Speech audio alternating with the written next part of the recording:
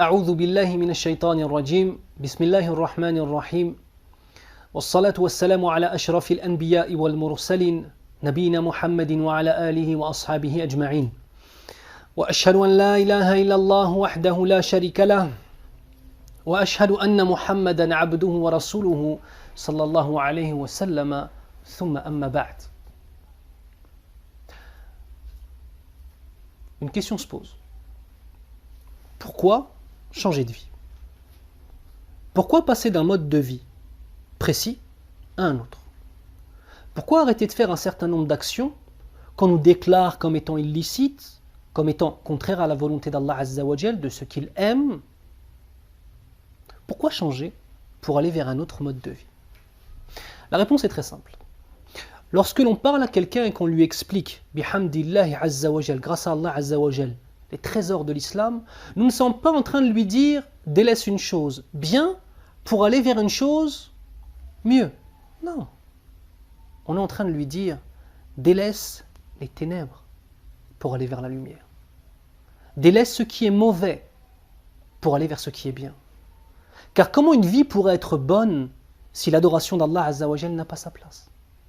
Allah Azza wa Jal nous dit dans le Coran al-Karim, Bismillahir Rahmanir Rahim, وَمَا خَلَقْتُ الْجِنَّ وَالْإِنسَ إِلَّا لِيَعْبُدُونَ.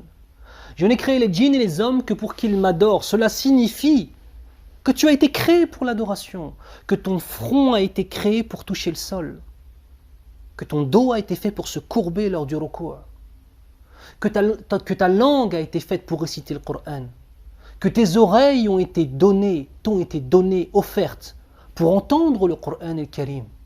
Ça, c'est la base pour laquelle tu as été créé, Yahri. Si tu délaisses la base et si tu délaisses la chose pour laquelle tu as été créé, comment veux-tu atteindre le bonheur? Et on le voit, subhanallah. Combien de stars de la télé, combien de stars du cinéma, combien de stars de la chanson finissent alcooliques, drogués ou suicidés? Combien même tout à la fois? Combien d'entre eux divorcent, ont des familles complètement disloquées?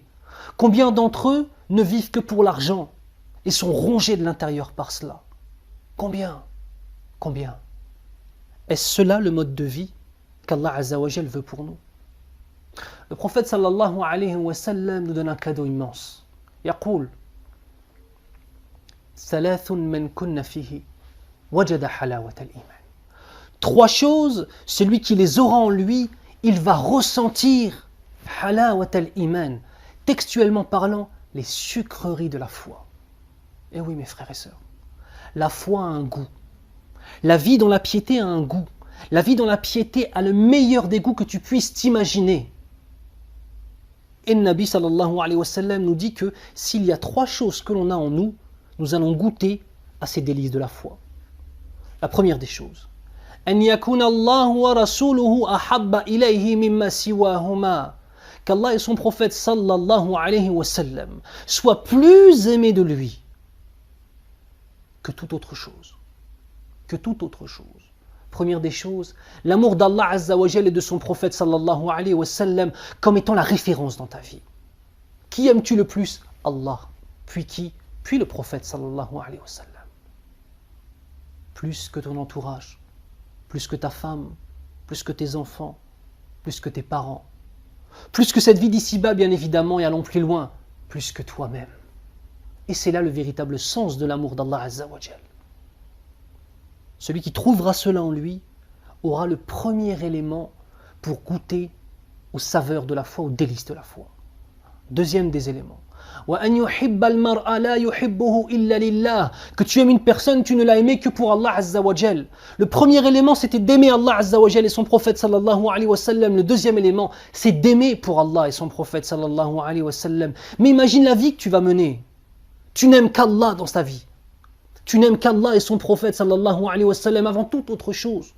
Et de cet amour pour Allah, naît l'amour pour les autres. Et c'est ça la définition de l'amour fi sabilillah. Ton amour pour les gens est basé sur l'amour que tu as d'Allah Azza wa Jal. Enfin, troisième des dimensions, وَأَنْ يَكْرَهَ الرَّجُلُ أَنْ يَعُودَ فِي الْكُفْرِ بَعْدَ أَنْ أَنْقَذَهُ اللَّهُ مِنْهُ كَمَا يَكْرَهُ أَنْ يُلْقَى فِي النَّارِ. Et que la personne qu'Allah Azza wa Jal a sortie de la mécréance déteste autant retourner à la mécréance que d'être jeté au feu. ici, c'est l'amour de ce qu'aime Allah et détester ce qu'Allah déteste. Tu veux goûter aux douceurs de la foi, aux sucreries de la foi, tu dois trouver 3 choses en toi. L'amour d'Allah, le fait d'aimer pour Allah et le fait d'aimer ce qu'aime Allah et de détester ce que déteste Allah subhanahu wa ta'ala. L'amour, ya akhi, l'amour, ya ukhti, est la clé de ton bonheur dans cette vie d'ici-bas. Cheikh al-Islam Taymiyyah rahimahullah disait une parole extraordinaire. Il disait, il y a 2 paradis. Un dans cette vie d'ici-bas et un dans la vie de l'au-delà. Celui qui n'a pas goûté au paradis de la vie d'ici-bas ne goûtera pas à celui de l'au-delà. Le paradis de la vie d'ici-bas ici, c'est l'istiqama, la droiture. Et quel bonheur de vivre ainsi. Il y a une parole de Salaf qui dit, si les rois savaient ce qu'il y a dans nos poitrines, ils nous combattraient pour tenter de nous l'arracher. Wallahi, le plus riche des hommes, celui qui a la plus belle des femmes, celui qui a le plus grand nombre de biens que tu puisses t'imaginer, ne possède rien face à celui qui a dans son cœur l'amour d'Allah Azza wa Jal. Alors que veux-tu prendre? Comment veux-tu vivre? Dans quoi est-ce que tu veux t'investir? Je te jure devant Allah que ce que tu ressens pendant le Hajj, lorsque tu es en face de la Kaaba, à la Mecque, que tu lèves tes mains et que tu implores Allah Azza wa Jal de te faire rentrer au paradis, je peux te jurer devant Allah Azza wa Jal que le plaisir que tu ressens à ce moment-là, le bien-être, as-sakina, le bien-être que tu ressens à ce moment-là est un bien-être qui est tellement supérieur à tout ce que tu peux avoir de bien-être lié à cette vie d'ici-bas. C'est un avant-goût de l'au-delà. Pense au paradis, Akhi. Pense au paradis, Urti. Pense à ce qui t'attend si tu fais partie de ceux qui savent réellement adorer Allah Azza wa Jal. Subhanallah. La vie d'ici-bas n'est qu'illusion. Et la seule chose qui est réelle, c'est l'adoration de notre Seigneur. Alors que vas-tu choisir?